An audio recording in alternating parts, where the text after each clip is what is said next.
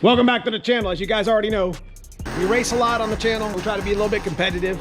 And so we're always kind of adjusting our fox body to like weight reduction. We did a lot of weight reduction videos last year. And if you've been following on the channel, you know that we put Viking struts and shocks on. Front, got a lot of travel in the front now.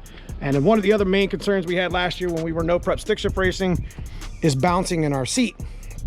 And in this video, you can see last year when I was at Pacemakers, which was one of the last races of the year, I was bouncing pretty good in the seat and I didn't even really notice it. So today we're actually here to rectify that. Big shout out to Team Z as they sent me some seat brackets. These are very nice aluminum brackets from Team Z Motorsports. And apparently these things, they bolt up to the side of the Kirky seat and then just bolt in the stock location. I can actually put the seat brace that I got coming and be able to put the brace in the backside and eliminate the bouncing that I had last year. Guys, I like to keep my interior looking stock. I like to make it look like it's still full, even though we're not running a heater box. Got little props of stuff going on in here with the radio and stuff. I ain't got no functional radio, bro. Come on. You know, ain't got no rear seat neither. Ain't nobody driving in this thing. What am I gonna do? Uber this? Could you imagine me Ubering this car? Come, Fred. So maybe I'll roll up on somebody. That'll be $27.50. And I'm gonna get you to your destination in 37 seconds. Anyways, you get a nice look at the halo bar that McBride Racing actually installed for my safety. They got a nice pillar bar here. This was a custom bent cage. I had this put in years ago, this chrome moly, and it should have actually went up closer to the roof, but nonetheless, you know, we got a full cage now in case we flip the car over. Definitely want to put a Kirky seat here to make it look more full and more stockish. We'll end up doing a seat delete eventually someday, but it's a nice place to keep my my race stuff. Yeah, look at this plate, bro. Come on. Dude, that's killer. This thing weighs nothing. We'll take these nuts and bolts. I got this thing studded in the back, which is nice. I've been doing that for years. So we'll just put this one in, and then you guys can just get an idea with my driver's side. I don't need to do a video for the driver's side. I might do one towards the end to check fitment. That's about it. So here we go. So that looks about right. Got to make a couple adjustments with the studs that I brought through on underneath the car, but I think that's, and you can kind of slide it left and right. Now imagine the little side holes kind of go something like that to just adjust the different types of seats, because I got 17-inch seats over there. So this could probably work for a variety of like 15 to 20. So you just bolt this thing on the bracket, and then you just bolt the damn bracket down into the car. That's pretty nifty, huh, Cousin Paul? All right, so this bracket is pretty adjustable. Cousin Paul's going to bring it up a little bit. I can't really recline it too much. So you can see here that I can settle the seat on the bracket here, and it's going to still have, not be against the bar, but it's going to have a nice little seat to it. So I just gotta, what I gotta do is just marker the holes, and then we'll drill and put some studs in there. And we'll try to do the same thing on the other side. And once we have this sitting where we want it, we just mount it to this plate. You know, we'll figure out where we're at left and right, where it's nice and comfortable-ish. And then we'll just, the plate mounts real easy. It slides back and forth. It's got slots on it. So it's a pretty good little setup, to be honest. I don't want it sitting down too far, so we might have to come up and bring the bracket underneath of that rubber spot, which I'm pretty sure that's what they meant when they had that built like that. So I think we're just going to sheet metal screw just to kind of set this, you know, with little sheet metal screws, because we got to drill the hole anyways. So we'll actually measure this exactly on the same side and do exactly to the other side as we did here. And we'll set it back down in the car, try to get the plate kind of settled, because I have to come through and drill these holes and put screws in, or like bolts in them. So we were using some sheet metal screws, and we had to clearance the bracket a little bit, but we're pretty much setting it. It's got a little recline to it, but yeah, that's pretty much it.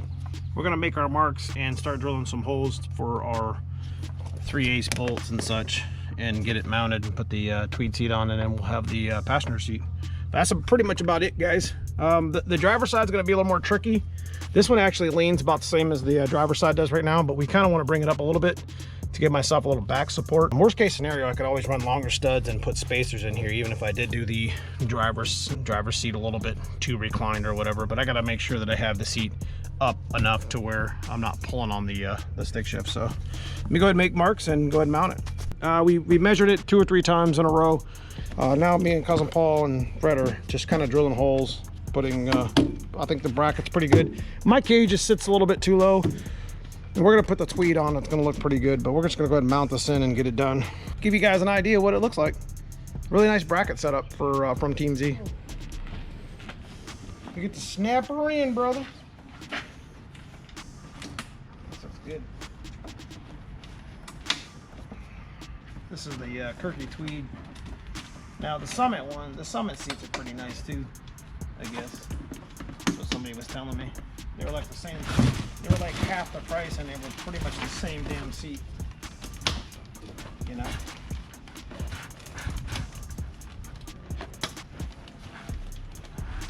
That's nice, bro, that's nice. Got a little padding on it too.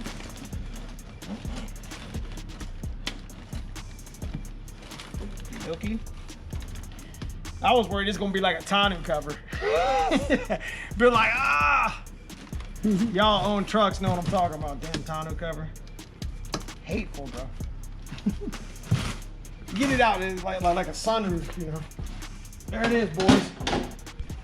Pretty good. Take a seat in it, bro. I'm still fat. 17 is not terrible, huh? It's got good backing to it. And maybe I should have got an 18 for the passenger side. Ain't nobody getting in my car. All right, I know Kirky seats and racing seats might not be something that you might be interested in when putting it into your Fox body, but this is what it looks like. It's pretty good. It's nice and stable. I sat in it. It feels very stable, very secured. And like I said, I'm gonna get the driver's side. It's all kind of custom fit. I'm gonna get the driver's side set up to where it's kind of custom as well. Each side's gonna be a little bit different, but definitely like the stability of it versus the Scat Pro car. I do like my black Scat seats, but it's time for a change, bro. You know what I mean? Show cousin Paul, show him the lift. You should just get a tattoo up here. Look at look at all the scars from the lift on his head, from hitting his head with the lift.